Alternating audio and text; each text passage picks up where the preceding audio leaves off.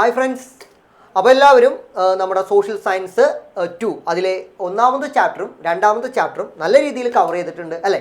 അപ്പോൾ ഇനി നമുക്ക് ഒട്ടും സമയം കളയേണ്ട നമ്മുടെ മൂന്നാമത്തെ ചാപ്റ്ററിലേക്ക് പോവാം. മൂന്നാമത്തെ chapter human resource development in India, മാനവ വിഭവശേഷി വികസനം ഇന്ത്യയിൽ. അപ്പോൾ ഇതിൽ നമുക്ക് ഒരുപാട് ചോദ്യങ്ങൾ നമുക്ക് പ്രതീക്ഷിക്കാം. വലുതും ചെറുതുമായ ഒരുപാട് ചോദ്യങ്ങൾ ഇതിൽ വരുന്നുണ്ട്. ചാപ്റ്റർ വളരെ ചെറുതാണെങ്കിലും ഇതിലെ ചോദ്യങ്ങൾ വളരെ പവർഫുൾ ആണ്. അപ്പോൾ അതിൽ ആദ്യത്തെ ചോദ്യത്തിലേക്ക് നമുക്ക് കടക്കാം. വാട്ട് ഈസ് ഹ്യൂമൻ റിസോഴ്സസ് അല്ലേ? ഹ്യൂമൻ റിസോഴ്സസ് എന്ന് പറയുന്നത് people who have man power which can be utilised in the production sector. ഉൽപാദന രംഗത്ത് ഉപയോഗിക്കാൻ കഴിയുന്ന മനുഷ്യന്മാരുടെ മനുഷ്യന്മാരെ അവരെയാണ് നമ്മൾ ഹ്യൂമൻ റിസോഴ്സ് എന്ന് പറയുന്നത്. അപ്പോൾ എന്താണ് ഹ്യൂമൻ റിസോഴ്സ് ഡെവലപ്മെൻറ്റ്? അതൊരു ചോദ്യമാണ്. What is human resource development? അത് വേറെ ഒന്നുമല്ല, ഒരു മനുഷ്യൻ്റെ ഫിസിക്കലും മെൻ്റലി ഉള്ള അവൻ്റെ എബിലിറ്റിയെ വാർത്തെടുക്കുന്നതിന്, അവൻ്റെ ആ കഴിവിനെ വാർത്തെടുക്കുന്നതിനെയാണ് ഹ്യൂമൻ റിസോഴ്സ് ഡെവലപ്മെൻറ്റ് എന്ന് പറയുന്നത്. ഇത് രണ്ടും 2 മാർക്കിനുള്ള ചോദ്യങ്ങളാണ് എന്ന് നിങ്ങൾ മനസ്സിലാക്കുക. വളരെ പ്രധാനപ്പെട്ട അടുത്തൊരു ചോദ്യമാണ് what are the factors of human. അതിന് 2 രീതിയിലുണ്ട് ഈ ചോദ്യം. What are the levels of human resources, അതേപോലെ തന്നെ what are the factors influencing human resources. അതിൽ ഏറ്റവും പ്രധാനപ്പെട്ടതാണ് individual take their own effort. ഒരു വ്യക്തി അവൻ്റെ സ്വയം കഴിവിനാൽ അവൻ്റെ കഴിവ് വികസിപ്പിച്ചെടുക്കാം. അതേപോലെ തന്നെ family can create better environment. ഒരു കുടുംബത്തിന് നല്ലൊരു പശ്ചാത്തലം സൃഷ്ടിക്കാം ഒരു വ്യക്തിയുടെ കഴിവ് വികസിപ്പിച്ചെടുക്കുന്നതിൽ. അതേപോലെ തന്നെ വേരിയസ് ഇൻസ്റ്റിറ്റ്യൂഷൻസ് ആൻഡ് ഏജൻസീസ്, ഒരുപാട് സ്ഥാപനങ്ങൾ, നമ്മൾ ട്രെയിനിങ് ഒക്കെ നൽകുന്ന ഒരുപാട് സ്ഥാപനങ്ങളുണ്ട്. ആ സ്ഥാപനങ്ങൾക്ക് ഒരു വ്യക്തിയുടെ കഴിവിനെ വികസിപ്പിച്ചെടുക്കാൻ സാധിക്കുമെങ്കിൽ nation can provide various facilities, ഒരുപാട് സൗകര്യങ്ങളും അവസരങ്ങളും രാജ്യത്തിനും നൽകാനായിട്ട് സാധിക്കും. അപ്പോൾ ഇതെല്ലാമാണ് ഹ്യൂമൻ റിസോഴ്സിൻ്റെ പ്രത്യേകത എന്ന് പറയുന്നത്. ഇത് വളരെ ഇമ്പോർട്ടൻ്റ് ആയിട്ടുള്ള ഒരു ക്വസ്റ്റ്യൻ ആണ്, 4 മാർക്കിൻ്റെ ഒരു ചോദ്യമാണ്. അതേപോലെ ഈ ഒരു ഫ്ലോ ചാർട്ട് ഇതിനെ ബേസ് ചെയ്തുകൊണ്ട് ഒരു ചോദ്യം നിങ്ങൾക്ക് ഉറപ്പിക്കാം. അതിൽ ഹ്യൂമൻ റിസോഴ്സിൻ്റെ ക്വാണ്ടിറ്റേറ്റീവ് ഫീച്ചേഴ്സ്, ഗണപരമായ സവിശേഷതകൾ നിങ്ങൾ നോക്കിയിരിക്കണം. പല ഭാഗങ്ങളും ഇതിൽ മായ്ച്ച് കളയും. ഇത് നിങ്ങളോട് ഫില്ല് ചെയ്യാൻ പറയാറുണ്ട്. അതേപോലെ തന്നെ ക്വാളിറ്റേറ്റീവ് ഫാക്ടേഴ്സും വളരെ വളരെ ഇമ്പോർട്ടൻ്റ് ആണ്. ഇനി ഇത് ഓരോന്ന് നിങ്ങൾ പ്രത്യേകിച്ച് ഒന്ന് നോക്കി വെച്ചിരിക്കണം. ക്വാണ്ടിറ്റേറ്റീവ് ഫാക്ടേഴ്സ് എന്താണ്, അത് എഴുതാൻ ചിലപ്പോൾ ചോദിക്കാറ്. What are the quantitative factors of human resources? ഗണപരമായ സവിശേഷതകൾ എന്നാണ് അതിന് പറയുന്നത്. Population size, density, growth, population structure, ജനസംഖ്യാ ഘടന, ജനസംഖ്യ വളർച്ച, ഇതെല്ലാം വളരെ പ്രധാനപ്പെട്ട ഒരു ഫാക്ടറാണെങ്കിൽ ക്വാളിറ്റേറ്റീവ് ഫാക്ടേഴ്സ് എന്താണ്? പൊതുവേ ക്വാളിറ്റേറ്റീവ് ഫാക്ടേഴ്സ് ഡയറക്റ്റ്ലി ഒരു ചോദ്യം വരാറില്ല. ഇനി അഥവാ വന്നാൽ that is education and health. എഡ്യൂക്കേഷനിൽ വരുന്നതാണ് ലിറ്ററസി റേറ്റ്, ഹെൽത്തിൽ വരുന്നതാണ് ലൈഫ് എക്സ്പെക്റ്റൻസി അഥവാ ആയുർ ദൈർഘ്യം എന്ന് പറയുന്നത്. അതൊന്നും നിങ്ങൾ നോട്ട് ചെയ്ത് വെച്ചേക്കാം. ഇനി അടുത്തൊരു പ്രധാനപ്പെട്ട 2 മാർക്കിൻ്റെ ചോദ്യമാണ് വാട്ട് ഈസ് ഡെമോഗ്രഫി? എന്താണ് ജനസംഖ്യാശാസ്ത്രം? The branch of the social science that analyzes the population, the changes in its size, its structural aspects is known as demography. അതായത് ഒരു നിശ്ചിത സമയത്ത് ഒരു പ്രദേശത്ത് ജീവിക്കുന്ന ആളുകളുടെ എണ്ണത്തിലുണ്ടാകുന്ന വർധനവിനെയാണ് നമ്മൾ ഡെമോഗ്രഫി അഥവാ ജനസംഖ്യാശാസ്ത്രം എന്ന് പറയുന്നത്. ഇത് വളരെ ഇമ്പോർട്ടൻ്റ് ആയിട്ടുള്ളൊരു ചോദ്യമാണ്. പോപ്പുലേഷൻ സെൻസസ് ആണ് മറ്റൊരു പ്രധാനപ്പെട്ട ചോദ്യം എന്ന് പറയുന്നത്. പോപ്പുലേഷൻ സെൻസസ് ഇന്ത്യയിൽ നടത്തുന്നത് ഓരോ 11 കൊല്ലം കൂടുമ്പോഴാണ് പോപ്പുലേഷൻ സെൻസസ് നടത്തുന്നത്. അത് ആ ഒരു പർട്ടിക്കുലർ പീരീഡിൽ ജനങ്ങളുടെ ഏജ് സ്ട്രക്ചർ, അവരുടെ സെക്സ് റേഷ്യോ, അവരുടെ സോഷ്യോ എക്കണോമിക് സ്റ്റാറ്റസ് എന്താണ്, ഇതെല്ലാം നമുക്ക് പോപ്പുലേഷൻ സെൻസസിലൂടെ മനസ്സിലാക്കാനായിട്ട് സാധിക്കും. ഇന്ത്യയിൽ പോപ്പുലേഷൻ സെൻസസ് നടത്തുന്നത് ഇന്ത്യൻ സെൻസസ് കമ്മീഷണറുടെ ഓഫീസാണ്. ഓക്കെ, ഇനി why the population studies are conducted? എന്തിനു വേണ്ടിയാണ് ജനസംഖ്യാ പഠനം നടത്തുന്നത് എന്ന് ചോദിച്ചു കഴിഞ്ഞാൽ ഹ്യൂമൻ റിസോഴ്സിനെ കുറിച്ച് മനസ്സിലാക്കുന്നതിന് വേണ്ടിയിട്ട്, ബേസിക് ഫെസിലിറ്റീസ് അനുവദിക്കുന്നതിന് വേണ്ടിയിട്ട്, ഗുഡ്സ് ആൻഡ് സർവീസ് പ്രൊവൈഡ് ചെയ്യുന്നതിന് വേണ്ടിയിട്ടൊക്കെയാണ്. ഇനി ഈ ഒരു ചോദ്യത്തിന് ഇപ്പോൾ പ്രസക്തി ഉണ്ടോ എന്ന് ചോദിച്ചു കഴിഞ്ഞാൽ കാര്യമായൊരു പ്രസക്തിയില്ല. പക്ഷേ നിങ്ങളിത് വായിച്ചു പോയിക്കണം. UNO റിപ്പോർട്ട് 2014 അതനുസരിച്ച് വേൾഡ് പോപ്പുലേഷൻ എന്ന് പറയുന്നത് 724 കോടി ജനങ്ങളാണ്. അതിൽ തന്നെ 17.5 കോടി 17.5% ഇന്ത്യയിൽ വരും. ഇന്ത്യൻ ജനസംഖ്യ ഇപ്പോൾ അതിൽ കൂടിയിട്ടുണ്ട്. ഇന്ന് ലോകത്ത് ഏറ്റവും കൂടുതൽ ജനസംഖ്യയുള്ള രാജ്യം ഇന്ന് ചൈനയല്ല, ഇന്ത്യയാണ്. അതുകൊണ്ട് തന്നെ ഇതൊരു കാലഹരണപ്പെട്ട ഒരു റിപ്പോർട്ടാണ്. പക്ഷേ നമ്മുടെ ടെക്സ്റ്റിൽ ഇതുണ്ട്. അതുകൊണ്ട് നിങ്ങൾ നന്നായി വായിച്ച് പോയിരിക്കണം എന്നുള്ളതാണ്. ഓക്കെ, ഇനി അടുത്തതായിട്ട് വരുന്നത് പോപ്പുലേഷൻ സ്ട്രക്ചർ എന്താണ്, ജനസംഖ്യാ ഘടന എന്നുള്ളത്. 0 വയസ്സ് മുതൽ 14 വയസ്സുള്ളൊരു ഗ്രൂപ്പ്, 15 വയസ്സ് മുതൽ 59 വയസ്സുള്ളൊരു ഗ്രൂപ്പ്, പിന്നെ 60 വയസ്സിന് മുകളിൽ. ഇവരുടെ ആ ഒരു റേഷ്യോ, ഇവരിൽ ആരാണ് രാജ്യത്ത് കൂടുതൽ എന്ന് നോക്കുന്നതാണ് പോപ്പുലേഷൻ സ്ട്രക്ചർ.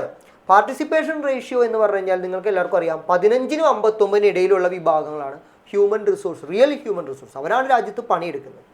അവർ എത്ര പേര് രാജ്യത്ത് പണിയെടുക്കുന്നുണ്ട്, അതിനെയാണ് പാർട്ടിസിപ്പേഷൻ റേഷ്യോ എന്ന് പറയുന്നത്. ഡിപ്പെൻഡൻസി റേഷ്യോ എന്ന് പറഞ്ഞാലോ ഈ പണിയെടുക്കുന്നവരെ എത്ര പേര് ആശ്രയിക്കുന്നു. സ്വാഭാവികമായും 0 മുതൽ 14 വയസ്സ് വരെയുള്ളവരും 60 വയസ്സിന് മുകളിലുള്ളവരും പണിയെടുക്കുന്നവരെ ആശ്രയിച്ചായിരിക്കാം ഒരു പക്ഷേ ഈ രാജ്യത്ത് ജീവിക്കുന്നത്.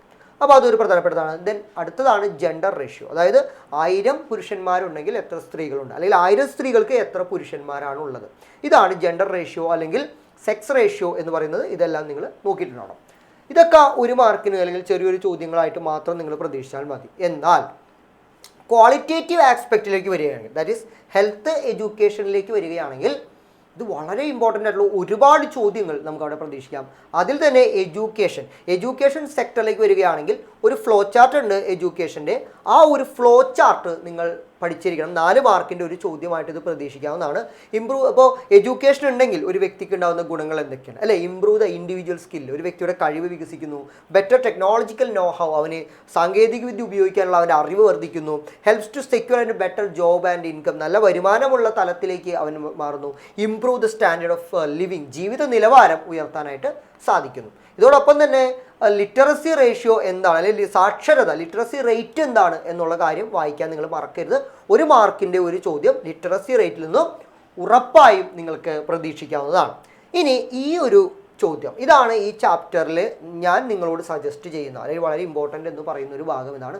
ഇതിനെ ബേസ് ചെയ്തുകൊണ്ട് ഒരു ചോദ്യം നിങ്ങൾ 100% നിങ്ങൾക്ക് ഉറപ്പിക്കാം. ഇവിടെ നിങ്ങൾ പഠിക്കേണ്ടത് ഓരോ പ്രോജക്റ്റുകളും അതിൻ്റെ ഗോൾസ് എന്താണെന്നാണ്. പല എക്സാം ക്വസ്റ്റ്യൻ പേപ്പറിലും ഗോൾസ് ആണ് നമ്മളോട് ചോദിക്കുന്നത്. ഇപ്പോൾ for example, ensure the integrated development of childrens up to 6 year, 6 വയസ്സ് വരെയുള്ള കുട്ടികളുടെ സമഗ്ര വികസനത്തിനായി ഗവൺമെൻറ് ആവിഷ്കരിച്ചിട്ടുള്ള പദ്ധതി ഏതാണ്? That is ICDS, integrated child development scheme, സംയോജിത ശിശു വികസന ക്ഷേമ പരിപാടി എന്നാണ് അത് പറയുന്നത്.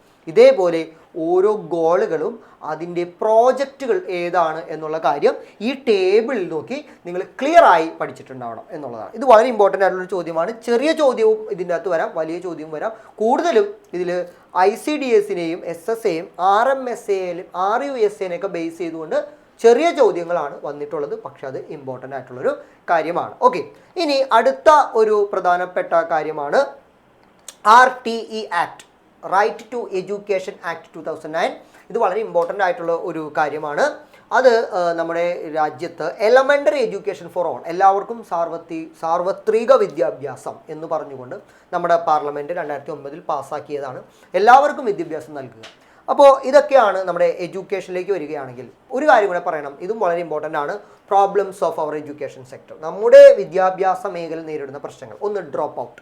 പലരും പ്രൈമറി എഡ്യൂക്കേഷൻ പോലും കംപ്ലീറ്റ് ആക്കാതെ പഠനം നിർത്തുന്ന ഒരു സാഹചര്യമുണ്ട്. അതേപോലെ തന്നെ നമ്മുടെ സ്കൂളുകളിലെ ഒരു പ്രശ്നം അവൈലബിലിറ്റി ഓഫ് ബേസിക് ഫെസിലിറ്റീസ്, അതായത് ബേസിക് ഫെസിലിറ്റീസ് പോലും അവൈലബിൾ ആകുന്നില്ല. കുട്ടികൾക്ക് പഠിക്കാൻ ആവശ്യമായ ബെഞ്ചും ഡെസ്കും ബോർഡും ചോക്കും പോലും ഇല്ലാത്ത സ്കൂളുകളുണ്ട്. Quality of education has to be improved, വിദ്യാഭ്യാസത്തിൻ്റെ നിലവാരം ഇനിയും മെച്ചപ്പെടേണ്ട. അന്താരാഷ്ട്ര നിലവാരത്തിലേക്കൊന്നും നമ്മുടെ രാജ്യത്തിൻ്റെ വിദ്യാഭ്യാസം എത്തിയിട്ടില്ല എന്നത് സങ്കടകരമായ ഒരു കാര്യമാണ്. ഇനി ആരോഗ്യരംഗത്തേക്ക് വരികയാണെങ്കിൽ ഹെൽത്ത് എന്ന് പറയുന്നത് ഒരു പ്രധാനപ്പെട്ട ഫാക്ടറാണ്. ഹെൽത്തിനെ ബേസ് ചെയ്തുകൊണ്ട് 5 മാർക്കിൻ്റെ ഒരു ഷുവർ ക്വസ്റ്റ്യൻ ഇതാണ്: how healthy persons can participate for the progress of a country. ഒരു രാജ്യത്തിൻ്റെ പുരോഗതിക്ക് ആരോഗ്യമുള്ള പൗരന് എന്തെല്ലാം ചെയ്യാൻ കഴിയും? ആരോഗ്യമുണ്ടെങ്കിൽ പ്രൊഡക്ഷൻ ഇൻക്രീസ്, ഉൽപാദനം വർദ്ധിക്കുമ്പോൾ ഒരു ആരോഗ്യമുള്ളൊരു പൗരൻ ഒരു ഫാക്ടറിയിൽ ജോലി ചെയ്താൽ അവിടെ ഉൽപാദനം വർദ്ധിക്കുന്നു, വർക്കിംഗ് ഡേയ്സ് ഇൻക്രീസ് ചെയ്യാൻ സാധിക്കുന്നു, മെഡിക്കൽ എക്സ്പെൻഡിച്ചർ റെഡ്യൂസ് ചെയ്യാനായിട്ട് സാധിക്കുന്നു. അങ്ങനെ ധാരാളം ഗുണങ്ങളുണ്ട്. ഹെൽത്തി ആയിരിക്കാൻ എന്താണ് വേണ്ടത്? അങ്ങനെ ഒരു ചോദ്യം ഡയറക്റ്റ് നിങ്ങൾ പ്രതീക്ഷിക്കേണ്ടതില്ല. പക്ഷേ നിങ്ങളുടെ ടെക്സ്റ്റിൽ ഇങ്ങനെ ഒരു കാര്യം കിടക്കുന്നുണ്ട്. ഹെൽത്തി ആയിരിക്കാൻ നമുക്ക്, അല്ലേ, ന്യൂട്രീഷ്യസ് ഫുഡ് കഴിക്കുക, ക്ലീൻ വാട്ടർ കുടിക്കാനായിട്ട് ശ്രമിക്കുക, ക്ലീൻലിനെസ് വൃത്തിയും വെടുപ്പും മെയിൻറ്റെയിൻ ചെയ്യുക, പ്രിവെൻറ്റീവ് മെഷേഴ്സ് പ്രതിരോധ കുത്തിവയ്പ്പുകളെല്ലാം എടുക്കുക, മെഡിക്കൽ ഫെസിലിറ്റീസ് ആരോഗ്യപരമായിട്ടുള്ള സൗകര്യങ്ങളൊക്കെ ഉള്ള ഒരു പ്രദേശത്ത് ജീവിക്കുക, അല്ലെങ്കിൽ ആരോഗ്യപരമായിട്ടുള്ള കാര്യങ്ങളൊക്കെ നമ്മൾ ചെയ്യുക. എൻഷുറിങ് ലെഷർ ആൻഡ് എൻ്റർടൈൻമെൻറ്റ്, ജോലി മാത്രമല്ല ഇടയ്ക്ക് വിശ്രമവും വിനോദവും നമ്മുടെ ശരീരത്തിന് ആവശ്യമാണ്. അതേപോലെ തന്നെ ഹെൽത്തി എൻവയോൺമെൻറ്റ്, ആരോഗ്യമുള്ള ചുറ്റുപാടിൽ ജീവിക്കാം. ഇതൊക്കെയാണ് അതിൻ്റെ ഗുണങ്ങൾ എന്ന് പറയുന്നത്. പിന്നെ ഈ ചാപ്റ്ററിൽ ഒരു പ്രധാനപ്പെട്ട ഒരു ചോദ്യമാണ്, ഇതേപോലൊരു സംഭവം നിങ്ങളുടെ ടെക്സ്റ്റിൽ കിടക്കുന്നുണ്ട്. ഇത് ഓർഡർ തെറ്റിച്ചിടും. ഗവൺമെൻറ്റിൻ്റെ പദ്ധതികളാണ്. ഇത് കറക്റ്റ് ഓർഡറിൽ തന്നെ നിങ്ങൾ എഴുതിയാൽ നിങ്ങൾക്ക് മുഴുവൻ മാർക്കും കിട്ടും. ഇത് വളരെ ഇമ്പോർട്ടൻ്റ് ആയിട്ടുള്ളൊരു ചോദ്യമാണ്. ഇത് നിങ്ങൾ നോക്കുക.